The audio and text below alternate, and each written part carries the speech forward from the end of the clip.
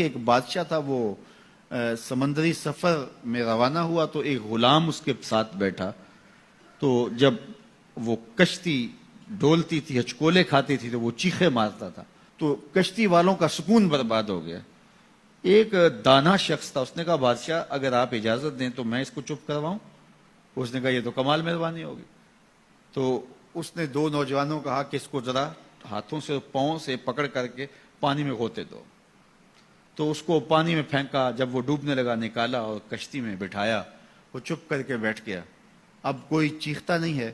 تو بادشاہ نے کہا کہ اے دانا شخص، مجھے سمجھ نہیں آئی کہ یہ شخص کو آپ نے کیسے چپ کروا دیا؟ کہا بادشاہ دریا میں غرق ہونے کی تکلیف کو نہیں جانتا تھا، اس لیے کشتی کی سلامتی کی قدر نہیں تھی اس کو۔ اب اس نے وہ غرق ہونے کی تکلیف دیکھ لی، اب کشتی کی سلامتی کی اس کو قدر ہو گئی ہے۔ تو اللہ نے جو ہمیں عطا کیا ہے، آپ دیکھیں کہ اس سے نیچے کتنے لوگ بستے ہیں۔ جب آپ نیچے فرشت دیکھیں گے جو بیچارے نانے شبینہ کو ترستے ہیں، اگر مجھے تھوڑی سی تکلیف ہے اور میں جو ہے وہ اس تکلیف میں ناشکری کرنے بیٹھ جاتا ہوں، تو میاں وہ لوگ بھی ہیں جو بیچارے اپنی مرضی سے اپنا ہاتھ بھی نہیں اٹھا سکتے ہیں، جن کی عیدیں بھی جو ہیں وہ ہاسپٹل کے اندر گزرتی ہیں، وہ کئی سالوں کے اندر وہاں اذیت میں مبتلا ہیں۔ جب آپ دیکھیں گے تو کہیں گے مالک میں جس حال میں ہوں اس پہ تیرا شکر ہے۔ شیخ سعدی فرماتے ہیں میں دمشق کی جامع مسجد میں نماز جمعہ کے بعد نکل رہا تھا تو میرے کسی نے جوتے اٹھا لیے، تو یہ شروع سے ہوتا آیا ہے۔ تو کہتے ہیں کہ میں ننگے پاؤں جا رہا تھا اور میری حالت یہ تھی کہ میں جوتا خریدنے کی استطاعت بھی نہیں رکھتا تھا، تو میں دل میں شکوہ کناں تھا کہ اتنا بڑا لوگ تجھے امام سمجھتے ہیں اور تیری یہ مالی پوزیشن کہ جوتے بھی نہیں خرید سکتا۔ تو آگے میں نے دیکھا ایک شخص تھا جس کے پاؤں ہی نہیں تھے اور وہ رینگتا ہوا آ رہا تھا، میں فوراً سجدہ ریز ہو گیا، مالک شکر ہے تو نے پاؤں تو عطا کیے، جوتے آج نہیں تو کل نصیب ہو جائیں گے۔ تو جو میسر ہے اس کی قدر سیکھو، جو میسر نہیں ہے اس کی جلن میں اپنے آپ کو جلانے کی کوشش نہ کرو، تو زندگی سوکھی ہو جائے گی۔ یہ ضابطہ میرے حضور نے دیا، انظروا الی من هو اسفل منکم، اپنے نیچے دیکھنے کی عادت ڈالو، تم سکھی ہو جاؤ گے، تم پریشان نہیں ہوگے۔ لیکن اگر شوق ہو تمہیں اوپر دیکھنے کا تو فرمایا پھر دین میں جو اپنے سے اوپر ہے ان کو دیکھو، کہ میں تو یار صرف 5 پڑھتا ہوں، یہ تہجد بھی پڑھتا ہے، میں تو صرف رمضان کے فرض روزے رکھتا ہوں اور یہ ہر ماہ نفلی بھی رکھتا ہے، میں تو صرف زکوٰۃ دیتا ہوں، یہ صدقات و خیرات بھی کثرت سے کرتا ہے، یہ لوگوں کے کام بھی آتا ہے، دکھیوں کی مدد بھی کرتا ہے۔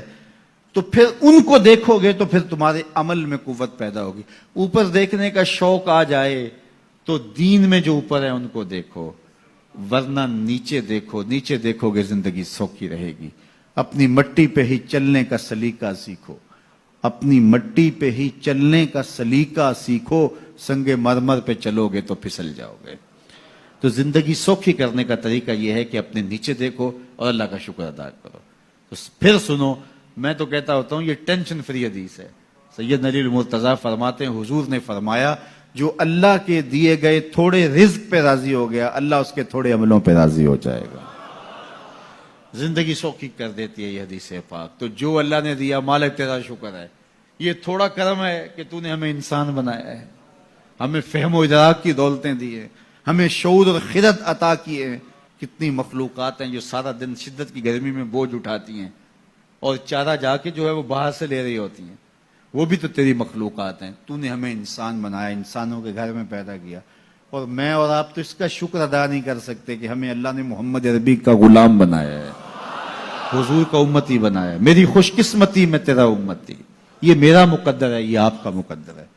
جس کے لیے نبی آرزویں کرتے رہے، تمنائیں کرتے رہے، لوگ راہیں تکتے رہے، منتظر رہے، صدیوں انتظار کرتے رہے، لیکن ہم نے کوئی انتظار نہیں کیا۔ آنکھ کھولی، ہمارے والد صاحب مسجد سے مولوی صاحب کو بلا لائے، انہوں نے کان میں آ کے اذان دیتے ہوئے کہا مبارک ہو تو حضور کا غلام بن کے آیا، شاہوں سے ملا ہے نہ تونگر سے ملا ہے، اللہ کا عرفان اسی در سے ملا ہے، اوروں کو ملا ہے تو مقدر سے ملا ہے، مجھ کو تو مقدر بھی تیرے در سے ملا ہے۔